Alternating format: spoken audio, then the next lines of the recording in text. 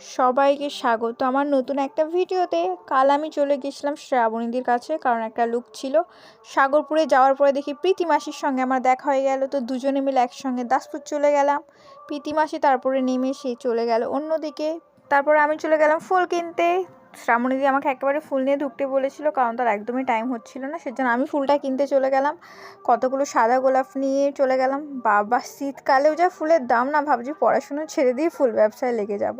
তো যাই হোক, ফুল কিনে চলে গেলাম বাস ধরতে। আমি গোপীগঞ্জের বাস পাচ্ছিলাম না, সেই জন্য পাঁশকুড়া বাসে উঠে পড়লাম সুলতাননগরে নেমে পড়বো বলে। তো যাই হোক, আমার কিন্তু শ্যুটটা ছিল চাঁইপাটে। বাবা যদি এখন বাড়িতে থাকতো আমাকে ঘরের সামনে থেকে দিয়ে আসতো, বাবা তো বাড়িতে নেই, সেজন্য বাস ধরে যেতে হচ্ছে। আর আমি যদি স্কুটি চালাই, স্কুটি একদিকে পড়ে থাকবে আর আমি একদিকে পড়ে থাকবো, তার সঙ্গে কার যে ক্ষতি করবো তার ঠিক নেই। তার থেকে ভালো বাসে করে ঘুরে ঘুরে চাঁইপাট গেলাম। ভাবা যায় আমার ঘরের সামনে চাঁইপাট, আমি কত দূর থেকে ঘুরে ঘুরে চাঁইপাটে যাচ্ছি। তো যাই হোক, সুলতাননগরে নেমে আবার একটা টোটো ধরে চলে গেলাম চাঁইপাটে।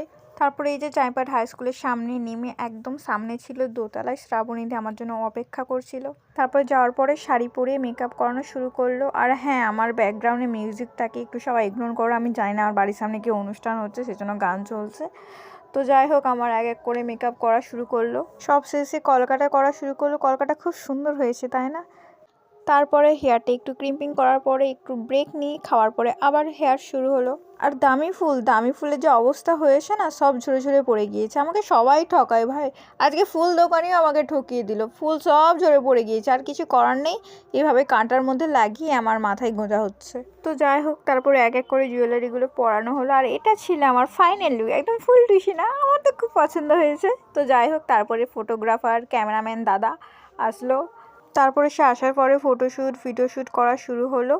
তারপরে সব হয়ে যাওয়ার পরে আমি বেরিয়ে পড়লাম বাড়ি যাওয়ার জন্য। আমি মেকআপ রিমুভ করিনি, মাস্ক পরে নিয়েছিলাম। বাড়ি এসে একদম ধীরে সুস্থে মেকআপ রিমুভ করবো বলে। তো যাই হোক, এই অবস্থাতেই বাসে উঠে পড়লাম। ঘাটাল বাসে উঠে দাসপুরে নেমে চলে গেলাম সাগরপুরে গিয়ে দেখি আমাদের স্কুলে অনুষ্ঠান হচ্ছে। তো যাই হোক, আমাদের বন্ধু বান্ধবীগুলোর কথা মনে পড়ে গেল। সত্যি সেই দিনগুলোকে অনেক মিস করি। তো যাই হোক, তারপরে আমি চলে গেলাম বাড়ি। তো এখানেই শেষ করলাম, টাটা।